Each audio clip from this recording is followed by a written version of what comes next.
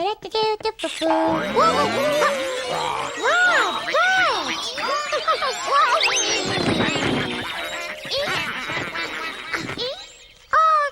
you, Birdie. Bye-bye. You know, birds. Tweet, tweet.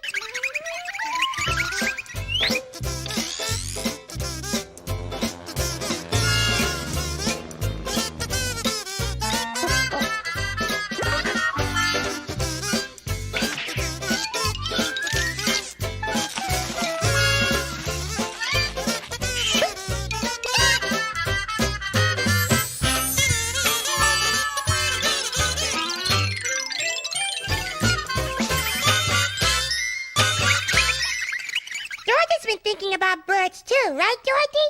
Yeah.